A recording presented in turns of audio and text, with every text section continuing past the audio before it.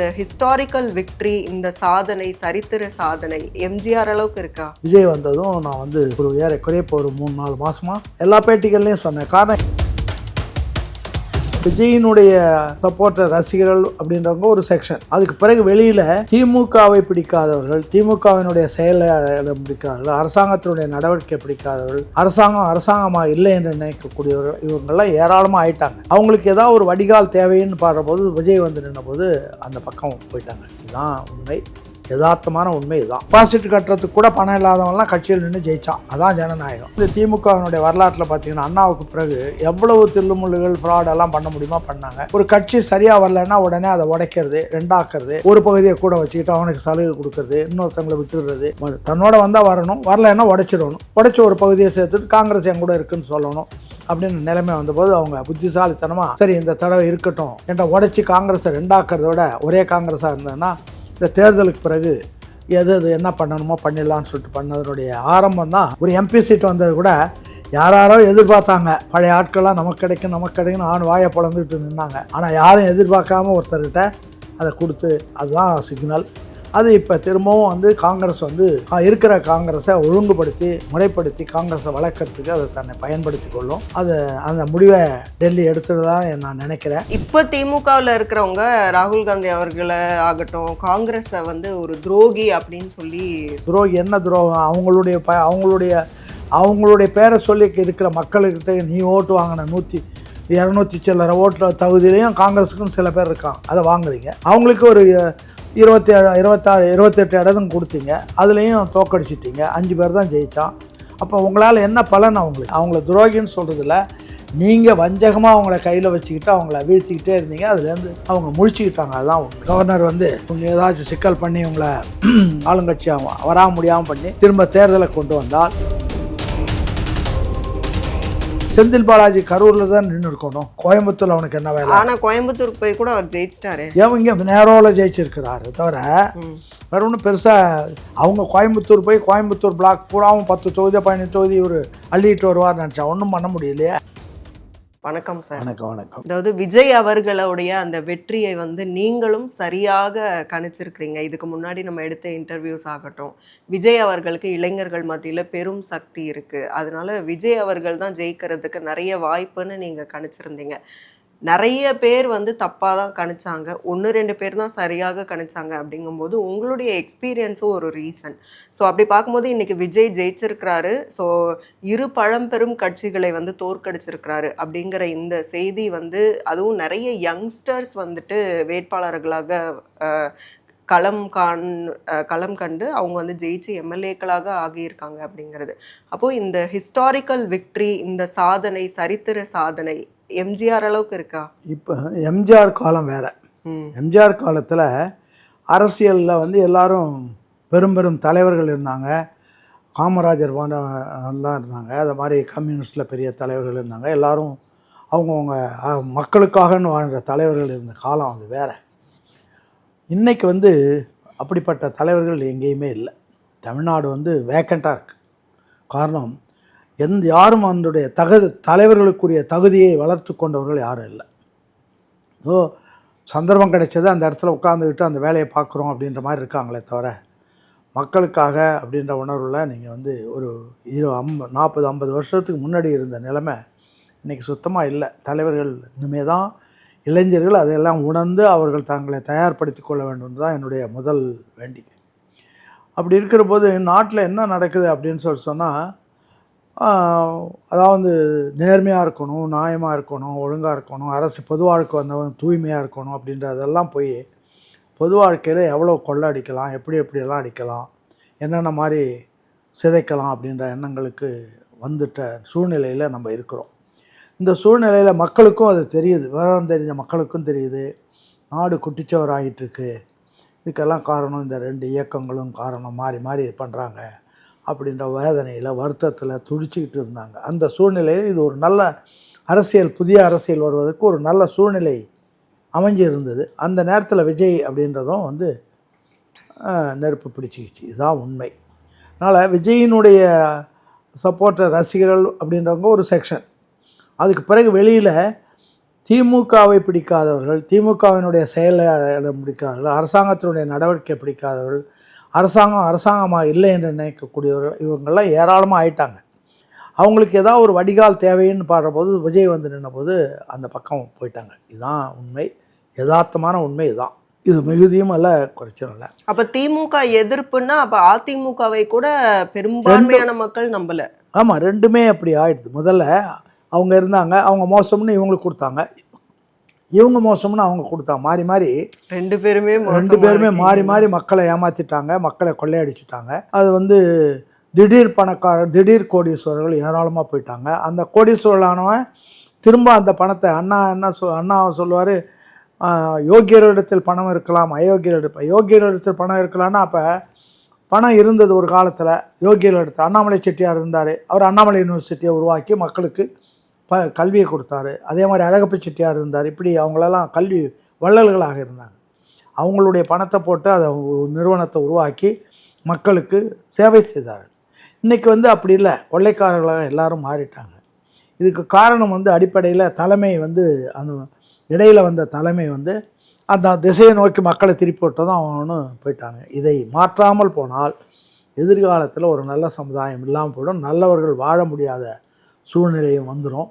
அதில் நல்ல வகையில், எதிர்பாராத வகையில் நம்ம விஜய் வந்ததை நான் வாழ்த்துக்கிறேன், வரவேற்கிறேன். அதனால தான் விஜய் வந்ததும் நான் வந்து ஒரு ஏறக்குறைய இப்போ ஒரு 3-4 மாதமாக எல்லா பேட்டிகள்லையும் சொன்னேன். காரணம் யதார்த்தமான நிலைமை, மக்கள் ரெடியாக இருக்கிறாங்க, ஆள் வேணும், பாட்டு பிடிச்சாங்க, போட்டாங்க.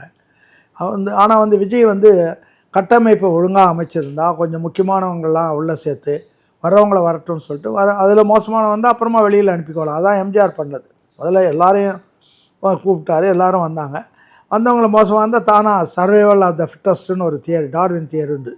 Natural selection, struggle for existence, survival of the ஃபிட்டஸ்ட்னு, அது மாதிரி தானாக போயிடும். அப்படிப்பட்ட சூழ்நிலைகள் வந்துடும். அதை செஞ்சுருந்தாருன்னா, செஞ்சு அமைப்புகளை ஒழுங்கு பண்ணியிருந்தாங்கன்னா இன்றைக்கி ஏறக்குறைய என்னுடைய கணக்குப்படி குறைந்தது 150 இடங்கள் விஜய்க்கு வந்திருக்கும்.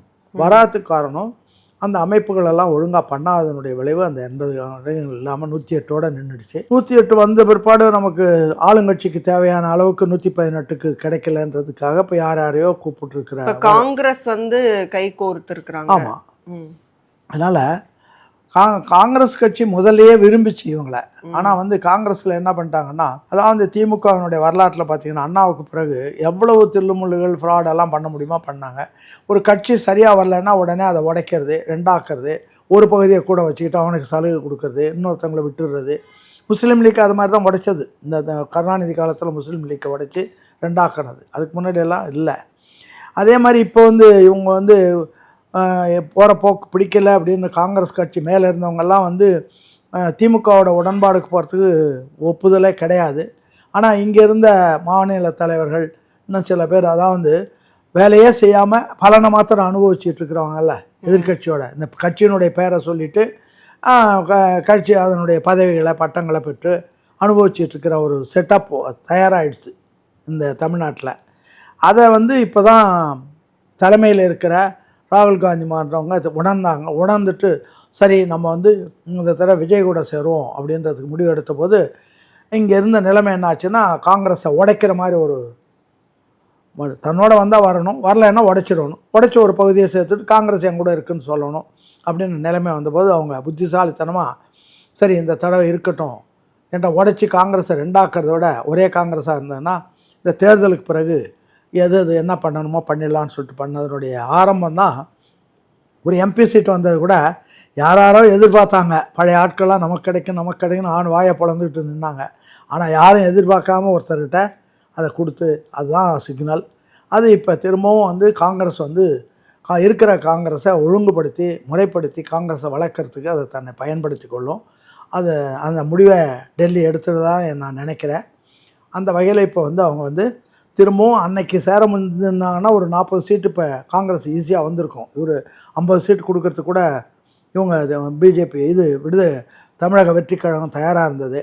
ஆனால் அதெல்லாம் இல்லாமல் இப்போ 5 பேர் வந்திருக்காங்க. இந்த 5 திரும்ப பெருக்கலாம் அப்படின்ற மாதிரி இப்போ இவங்களோட சேர்ந்துருக்காங்க. அதையும் கூட நான் வரவேற்கிறேன். ராகுலுக்கு நான் நன்றி சொல்ல கடமைப்பட்டிருக்கிறேன். இப்ப திமுகவில் இருக்கிறவங்க ராகுல் காந்தி அவர்களை ஆகட்டும் காங்கிரஸை வந்து ஒரு துரோகி அப்படின்னு சொல்லி வேற என்ன சொல்லுவாங்க? வெளியில அதானே சொல்லுவாங்க. வேற என்ன போயிட்டாங்கங்கிறதுக்காக. சொல்லுவாங்க? துரோகி என்ன துரோகம்? அவங்களுடைய பேரை சொல்லி இருக்கிற மக்கள்கிட்ட நீ ஓட்டு வாங்கின 200 சில்லற ஓட்டில் தகுதியிலையும் காங்கிரஸுக்கும் சில பேர் இருக்காங்க, அதை வாங்குறீங்க. அவங்களுக்கு ஒரு 27 26 28 இடத்தும் கொடுத்தீங்க, அதுலேயும் தோக்கடிச்சிட்டிங்க. 5 பேர் தான் ஜெயித்தான். அப்போ உங்களால் என்ன பலன்? அவங்களுக்கு உங்களால் நஷ்டம் தானே. அதனால் அவங்கள துரோகின்னு சொல்கிறதில்ல, நீங்கள் வஞ்சகமாக அவங்கள கையில் வச்சுக்கிட்டு அவங்கள வீழ்த்திக்கிட்டே இருந்தீங்க. அதுலேருந்து அவங்க முழிச்சுக்கிட்டாங்க, அதுதான் உண்மை. இப்ப விஜய்க்கு வந்து பெரும்பான்மை வரணும் அப்படிங்கும்போது இன்னொரு 6 சீட் வரைக்கும் தேவைப்படுது. ஆனா விடுதலை சிறுத்தைகள் வந்து இங்க வர்ற மாதிரி தெரியல. ஏன்னா திருமாவளவன் அவர்கள் வந்து அமைச்சர் பதவிக்காக வந்து முடிவெடுக்க முடியாது அப்படின்னு சொல்றாரு. அப்ப ஆட்சி அதிகாரத்துல பங்குன்னு இருக்கும்போது கூட வரமாட்டேங்கிறாங்கன்னா இல்லை, அது திருமாவளவனை தடுப்பது இப்போ அவங்களுக்குள்ள என்ன பேச்சுவார்த்தை நடக்குதுன்னு நமக்கு தெரியாது.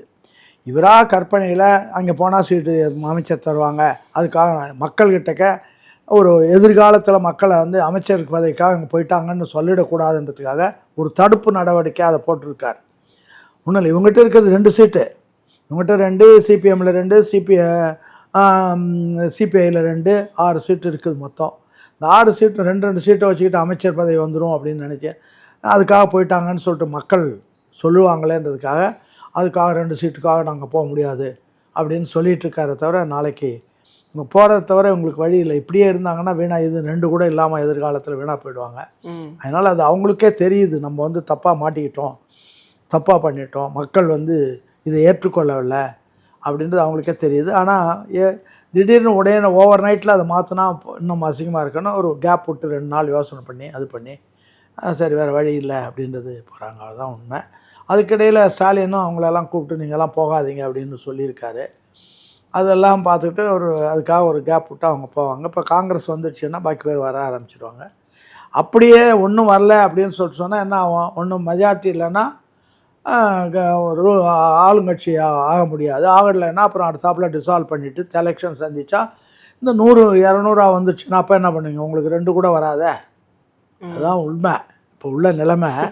இப்போ இன்னொரு தடவை இப்போ கவர்னர் வந்து ஏதாச்சும் சிக்கல் பண்ணி இவங்களை ஆளுங்கட்சியாக வர முடியாமல் பண்ணி திரும்ப தேர்தலை கொண்டு வந்தால் நிச்சயமாக விஜய் ஈஸியாக 200 சீட் வந்துடுவார். விஜய்க்கு வந்து தனி பெரும்பான்மை கிடைக்காததுக்கு ஊடகங்களோட அந்த எப்படி சொல்றது, ஊடகங்கள் அந்த எல்லா கட்டமைப்பும் காரணம். எல்லா DMK தான் வரும் அப்படின்னு சொல்லி நிறைய ஊடகங்கள் ஊடகங்களுக்குள்ள ஒழுக்கம் கிடையாது. எல்லாம் பணம் வாங்குறாங்க, பணத்துக்காக எது வேணால் பேசுகிறாங்க, எது வேணால் எழுதுகிறாங்க, போகிறாங்க வர்றாங்கன்றதான் சாதாரண மக்களுக்கு கூட புரிஞ்சு போச்சு. ஏன்டா ஊடகங்கள் சொல்கிறத சாதாரண மக்களே நம்ப மாட்டேங்கிறான். இதெல்லாம் பணம் வாங்கிட்டு பண்ணியிருப்பாங்க, போகிறாங்க வராங்க. ஊடகங்கள் நியாயமாக நடக்கிறது எங்கோ 2 ஊடகங்கள் இருக்குது, நியாயமாக நடத்துகிறாங்க.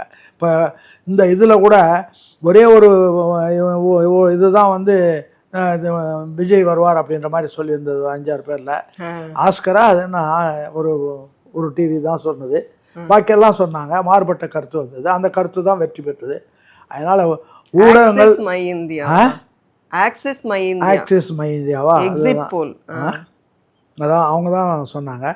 அதே மாதிரி ஒரு நம்பகத்தன்மை ஊடகங்கள் பொதுவாக இழந்துக்கிட்டே வருது. காரணம் வந்து எல்லாம் வந்து எல்லாரையும் கரப்ட் பண்ணுறதுக்கு ஊழலால் சம்பாதிச்ச பணம் இருக்குது, எல்லாரையும் கரப்ட் பண்ணுறாங்க. அவங்களுக்குள்ள வேலை இருக்குது. They have got their own ப்ரைஸ்ன்னு சொல்லுவான். ஒரு ஆளுக்கு கீழே 1000 ரூபாய்க்கு மயங்கலாம்னா 5000 மயங்கலாம், 5000 மயங்கலாம், 5 லட்சத்தில் மயங்கலாம் அப்படின்ற மாதிரி அதை சொல்லுவாங்க ஒரு பழமொழி. They have got their own ப்ரைஸ்ன்னு அதை மாதிரி கொடுத்து அவங்களெல்லாம் தன் பக்கத்தில் இப்போ எழுத சொல்கிறது. இந்த பேட்டிகள்லாம் பண்ணுற போது அந்த அந்த இதெல்லாம் கருத்துக்கெல்லாம் கான்சன்ட்ரேட் பண்ணி பண்ணுறவங்க வந்து நேர்மையாளராக என்னது அவங்களுக்கெல்லாம் வந்து மாதம் அளவில் சம்பளம் கொடுத்து ஒன்றும் டேமேஜ் பண்ணாமல் பார்த்துக்கோ சொல்லிட்டு இதெல்லாம் நடக்குது. பணம் தவறான வழியில் வர்றதுனால எல்லா இடத்துலையும் கொடுத்து தனக்கு சாதகமான ஒரு சூழ்நிலையை மாற்றிக்கிட்டே வர்றாங்க. அது மக்கள் புரிஞ்சுக்கிட்டாங்க. அதனால் ஊடகங்களையும் நம்பலை, மக்கள் நாட்டில் இருக்கிறதையும் நம்பலை. அவங்க மனசாட்சிக்கு எது நியாயம்னு படுதோ அந்த வேலையை பண்ணி. இப்ப கொளத்தூர்லயே வந்து முதலமைச்சராக இருந்த மு.க. ஸ்டாலின் அவர்களே வந்து தோத்துருக்காங்க அப்படின்னா, அப்ப அங்க வந்து அந்த தொகுதிக்கு நிறைய விஷயங்கள் அவர் பண்ணியிருக்கிறாரு அப்படின்னு தான் நாங்களுமே கேள்விப்பட்டோம். அப்போ வந்து செய்தும் அவர் தோற்கிறாருன்னா ஒரு குடும்பத்துல அப்பா வந்து எல்லாம் குழந்தைகளுக்கு வேண்டிய பட்டு பீதாம்பரம் நகை நட்டு சோறு கீறு எல்லாம் வாங்கி கொடுத்துட்றாரு. ஆனா வந்து வெளியில ஏராளமான தவறு பண்றாரு. அந்த குழந்தைங்க அப்பாவை மதிக்குமா? அப்பாவுடைய நடவடிக்கை என்ன பண்ணும்? ஒரு குடும்பத்தினுடைய பெரிய அளவு தான் நாடு. இதுதான் தத்துவம். நீங்கள் வந்து உங்கள் தொகுதியை மாத்திரம் நீ கவனித்து அங்கே இருக்கிறவங்களுக்கு மாத்திரம் பண்ணிட்டா உன்னை கவனிச்சிக்கிட்டு இருக்காங்க. நீ எப்படி வளர்ற, எப்படி பண்ணுற, இது நம்மளுக்கு எல்லாத்தையும் பண்ணிவிட்டு நீ என்ன அளவுக்கு கொள்ளை அடிக்கிற போகிற வர்றன்றதெல்லாம் அவங்க பார்க்குறாங்க. அதனால் அவங்களுக்கு அங்கே இருக்கிறவங்களுக்கு அது புரியுது. புரிஞ்சதுனால தான் நீ எவ்வளோ தான் பண்ணாலும் நியாயமாக ஒரு முறையாக தலைமை சீட்டில் இருக்கிறவங்க ஒழுங்காக இருக்கணும். எப்பயுமே கீழே இருக்கவங்க ரெண்டு ஒரு தப்பு பண்ணால் கூட பெரிய தலைமை வந்து எப்பயும் ஒழுங்காக இருந்தால் தான் அது நிவர்த்தி பண்ண முடியும். தலைமையே தவறு பண்ணால் எங்கே போகிறது? ஸோ கிராமத்தில் சொல்லுவான், மங்கை சோதகமானால் கங்கையிலே குளிக்கலாம், கங்கையே சோதகமானால் எங்கே குளிப்பதுன்னு. அது மாதிரி இவங்க எல்லாம் தப்பே பண்ணுறவங்களாம் வந்துட்டால் எங்கே போகிறது? அப்புறம் மக்கள் தான் அதை இறுதி எஜமானர்கள் மக்கள் தான். அவங்க வந்து முடிவு எடுத்துருவாங்க. அது ஒரு உலக வரலாற்றில் எல்லா இடத்துலையும் புரட்சிகளே எல்லாத்தையும் தாங்கிக்கிட்டே வருவான். கடைசியில் புரட்சி வரபோது இப்போ ஃப்ரெஞ்சு புரட்சி எப்படி வந்தது? தாங்கிட்டே வந்த மக்கள் கடைசியில் தாங்க முடியாத எல்லைக்கு போனதும் அடித்து பாஸ்டில் சிறைச்சாலையை உடைச்சி அது பண்ணி இது பண்ணி மண்ணெண்ணையை பிடிச்சி அந்த சக்கியில் வச்சு கொன்று எல்லாம் பண்ணாங்க. அப்படி தான் வரும். இப்போ இது உண்மையானால் அந்த சேப்பாக்கம் தொகுதியில் அகைன் உதயநிதி ஸ்டாலின் அவர்களை தான் மக்கள் தேர்ந்தெடுத்திருக்கிறாங்க. அதனால் வந்து அவர் யோகியர்னு அர்த்தமா? அல்லது மக்கள் வந்து சில நேரங்களில் தவறுகள் தப்பிச்சிடலாம், அதுக்காக வந்து அதையே உண்மைன்னு சொல்ல முடியாது. அப்போ திமுகவில் 54 பேர் ஜெயிச்சிட்டாங்க. 54 பேர் உத்தமர்களா? இதெல்லாம் 4 பேர் 15 பேர் இருக்கலாமே தவிர பாக்கியெல்லாம் என்ன ஆச்சு? ஆமாம், தோற்று போனவங்க மாத்திரம் இருக்கிறவங்களே அயோக்கியம் இருக்கான்ல. இப்போ எதிர்கட்சி தலைவராக உதயநிதி ஸ்டாலின் அவர்கள் ஆனால் அதாவது சட்டமன்றத்தில் வந்து இப்போ விஜய் சிஎம் ஆகிற பட்சத்தில் களம் வந்து விஜய் வர்சஸ் உதயநிதி அப்படின்னு மாறட்டும், களம் மாறட்டும். ஆனால் வந்து களம் கடைசியில் ஆட்சி ஒழுங்கான ஆட்சி நடந்தால் உதயநிதிக்கு என்ன வேலை? எதிர்கட்சி தலைவர்னு அந்த கார் கொடுப்பாங்க, அந்த சில வசதிகள் பண்ணி தருவாங்க, அவ்வளோதானே தவிர எதிர்கட்சி தலைவர் ஆளுங்கட்சி தவறு பண்ணால் எதிர்கட்சி அந்த வேலையே பண்ணும். அதுக்கு இடம் கொடுக்காம பண்ணிகிட்டே போனால் யாராலையும் ஒன்றும் பண்ண முடியாது. பணத்தை கொடுத்து ஜெயிச்சிடலாம் அப்படிங்கிற கட்டமைப்பை வந்து விஜய் உடைச்சிருக்கிறாரு. ஆமாம், இவங்க கொள்ளையடிச்சு நம்ம பணம் அளவுக்கு இப்போ தேர்தல் டிக்கோணுன்னா 20 கோடி பணம் கொண்டு வாங்குறாங்க. முதல்லலாம் ஒன்றும் இல்லாத டிபாசிட் கட்டுறதுக்கு கூட பணம் இல்லாதவங்களாம் கட்சியில் நின்று ஜெயித்தான். அதான் ஜனநாயகம். நீ 20 கோடி பணம் கொண்டு வானா யார் கொண்டு வருவா? ஒன்றும் கொள்ளையடித்தவன், திருடினவன் அல்லது முடிச்சு மாறினவன் இப்படி தான் கொண்டு வருவானே தவிர எவன் சாதாரண ஆள்? அப்போ சாதாரண ஆளுக்கு உள்ள ஆட்சியா அல்லது இந்த 20 கோடி உள்ளவங்களுக்கு மட்டும் உள்ள ஆட்சியா? அது வந்து பெரிய கொடுமை. அது ஜனநாயகத்தை பகிரங்கமாக கொலை பண்ண வரலாறு 2 பேருக்கும் உண்டு. யார்? திமுகவுக்கும் உண்டு, திமுக ஸ்டாலினுக்கும் உண்டு, பழனிசாமிக்கும் உண்டு. அதனால் பணத்தினால் ஆட்சி நடத்திடலாம், பணம் கொடுத்து ஏமாற்றலாம்னு நினச்சா அது ஜனநாயகத்தை கொலை பண்ணிட்டு, எந்த ஜனநாயகத்துக்காக உலகமெல்லாம் பாடுபட்டானோ அதை நீ கொலை பண்ணுறதுக்கு இவ்வளோ முயற்சி பண்ணால் எப்படி நீ ஏற்றுக்கொள்ள முடியும்? அறிவுள்ளவர்கள் யாரும் ஏற்றுக்கொள்ள மாட்டாங்க. அறிவு வந்தவங்க சாதாரண மக்களே இப்போ இந்த தடவை ஏற்றுக்கொள்ள. நீ 20 கோடி கொடுத்தாலும் 30 கோடி கொடுத்தாலும் மாற்றி பணம் கொடுத்தாங்க. இப்போ 3-4 மாதமாக பார்த்தீங்கன்னா ஒரு சில தொகுதிகளில் தங்கம் கொடுத்துருக்கான், கொலுசு கொடுத்துருக்குறான், பாத்திரங்கள் கொடுத்துருக்கான், பணம் கொடுத்துருக்குறான், மாற்றி டெய்லி அவங்கள கவனிச்சிக்கிட்டு இருந்தான். அவ்வளோக்கும் இடையில் மக்கள் ஏற்றுக்கொள்ளலையே. அப்படி ஏற்றுக்கொள்ளல அப்படின்ற நிலைமை வந்துடுச்சுன்றது திமுகவில் இருக்கிற சில பேருக்கே தெரியும். இப்போ சரி தெரியாமல் இருந்திருந்தால் செந்தில் பாலாஜி கரூரில் தான் நின்று இருக்கணும். கோயம்புத்தூர் அவனுக்கு என்ன வேலை? ஆனால் கோயம்புத்தூருக்கு போய் கூட அவர் ஜெயிச்சிட்டாரு. இங்கே நேரோவில் ஜெயிச்சிருக்கிறாரு தவிர வேறு ஒன்றும் பெருசாக அவங்க கோயம்புத்தூர் போய் கோயம்புத்தூர் பிளாக் பூராவும் 10 தொகுதி 15 தொகுதி இவர் அள்ளிட்டு வருவார்னு நினச்சா ஒன்றும் பண்ண முடியலையே. ஒன்றையே தப்பிக்கிறது பெரிய வேலையாயிடுச்சு. இப்போ கரூர் இன்சிடென்ட்னால கரூரில் வந்து என்ன ரிசல்ட் வரும்னு எல்லாராலையும் எதிர்பார்க்கப்பட்டது. அங்கே வந்து அதிமுக ஜெயிச்சிருக்கு. அப்போ மக்கள் சொல்ல வரும் செய்தி என்ன? அங்கே அதிமுக ஜெயிச்சதுக்கு என்ன காரணம்னு எனக்கு தெரியல. ஆனால் வந்து அடுத்தபடியாக அந்த மதியழகன் வந்திருக்காரு. ஆமாம், மதியழகன் வந்திருக்காரு. அதுக்கு வந்து நேரடியாக இவங்க இருந்தாங்கன்னு வச்சுக்கோ. திமுக என்னாச்சு? தோற்று போச்சு. 3வது இடம் போச்சு. திமுக தான் தப்பு பண்ணதுனால அவனுக்கு போட்டான். 2வது இது அதிமுக இங்கே கொஞ்சம் பழைய பேர் இருந்திருக்கும், அல்லது பணம் கொடுத்து வாங்கிட்டாங்க. இருந்தாலும் ஒன்றுமே இல்லாத மதியழகன் 2வது இடத்துல ரேங்க் அண்ட் ஃபைலில் வர்றா போது மக்களுக்கு அந்த உணர்வு இருக்குது. அதனால் அது ஒன்றும் பெரிய விஷயம் கிடையாது. அங்கே நடந்த நிகழ்ச்சிகளுக்கு மொத்தமும் பிறகு ஸ்டாலினும் செந்தில் பாலாஜியும் தான் பொறுப்பு. இதை நான் முதல்லேருந்து நான் 6 மாதமாக சொல்லிகிட்ருக்கேன். வந்து ஒரு கூட்டம் நடத்துகிறோன்னா கூட்டம் நடத்துகிறோம் வந்து எல்லாரையும் போலீஸ் ஆள் தயார் பண்ணி நிறுத்திக்கிட்டா கூட்டம் நடத்த முடியும்? கூட்டம் நடத்துகிறோம், அதுக்காக போலீஸில் பர்மிஷன் கேட்குறோம், பர்மிஷன் கொடுக்குறாங்க, இந்த இடத்துல நடத்துங்க, இப்படி நடத்துங்க, இந்த நேரத்தில் நடத்துங்கன்னு சொல்கிறீங்க. அதெல்லாம் கட்டுப்பட்டு நடத்துகிறோம். நான் வந்து முதல்ல அப்போ இதெல்லாம் வந்து கருணாநிதி வந்த ஒரு படம். அதுக்கு முன்னாடியெல்லாம் பார்த்திங்கன்னா சாயங்காலம் எம்ஜிஆர் காலத்தில் சாயங்காலம் 5 மணிக்கு பிறகு தான் நாங்கள் கூட்டத்துக்கு ஆரம்பிப்போம். ஆரம்பித்தா போயிட்டு ராத்திரி பூரா கூட்டம் நடக்கும். காலையில் 6-6:30 மணிக்கு கூட்டத்தை முடித்து அப்புறம் தான் இரவு சாப்பாடு அப்போ தான் சாப்பிடுவோம். அது வந்து வெயில் கொடுமையில் இவ்வளோ கடுமையான வெயிலில் கொண்டாந்து விட்டு மக்களை 10 மணி 9 மணிலேருந்து சாயங்காலம் 7 மணி வரைக்கும் கூட்டம்ன்றது, அதுவே கூட்டம் கூடக்கூடாது, பிரச்சனைகளை மக்கள் தெரிஞ்சு கொள்ளக்கூடாது, வரக்கூடாது அப்படின்றதுக்காக ஏற்பாடு பண்ணாங்க. அதையும் மீறி மக்கள் ஓட்டு போட்டால் தான்